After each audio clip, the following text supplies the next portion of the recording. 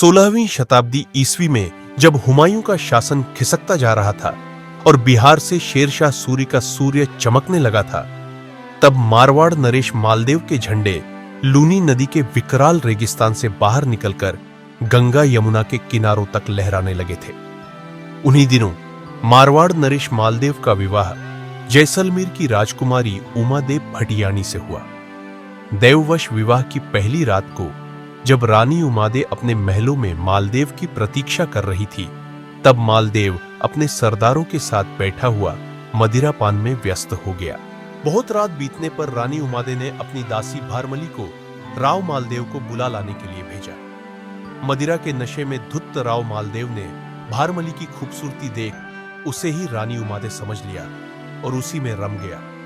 जब रानी को यह बात ज्ञात हुई तो वह अत्यधिक क्रोधित हो गई।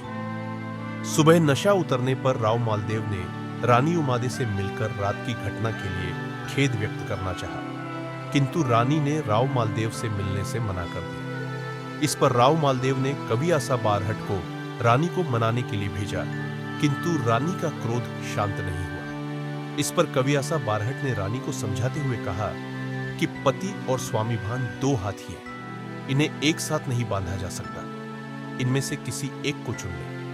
इस पर रानी ने स्वाभिमान को चुन लिया और कवि को खाली हाथ भेज दिया। इस पर राव मालदेव क्रोध में जैसलमेर से जोधपुर के लिए रवाना हो गया तथा आते समय जैसलमेर के राजकीय उद्यान के बहुत से वृक्ष काट आया, जिसे बड़ा बाग कहा जाता था। रानी उमादेव अपने ननिहाल चित्तौड़ जाकर रहने लगी। चित्तौड़ राज्य में उसका महल रूठी रानी का महल कहलाने लगा। आज भी यह महल देखा जा सकता है।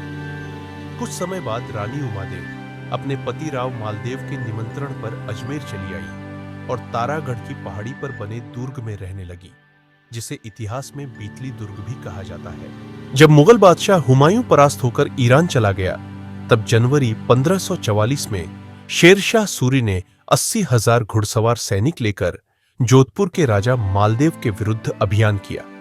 उसने सबसे पहले अजमेर नगर को घेरा। मालदेव की रानी उमादेव उस समय गढ़बिठली में ही थी। जब मालिदव को शेरशाह के अभियान के संबंध में ज्ञात हुआ, तो उसने अपने सामंत ईश्वरदास को लिखा कि वह रानी को लेकर जोधपुर चला आए। अजमेर में हम स्वयं शेरशाह से लड़ेंगे, इसलिए वहां का प्रबंध हमारे ही हाथ में रहना उचित होगा। जोधपुर दुर्ग का प्रबंध हम रानी उमादेव को सौंपते हैं, अतः रानी जोधपुर आ जाए। रानी उमादेव ने अपने पति की इस आज्ञा को मान लिया और वह अजमेर का दुर्ग राव के सेनापतियों को सौंपकर स्वयं जोधपुर के लिए रवाना हो गई। मार्ग में मालदेव की अन्य रानियों ने उमादेव को जोधपुर न आने देने का षड्यंत्र रचा। इससे रानी कोसाना में ही ठहर गई तथा मालदेव से कहलाया कि मैं यहीं रहकर जोधपुर की रक्षा करूंगी, आप मुझे यहीं सेना भिजवा दें।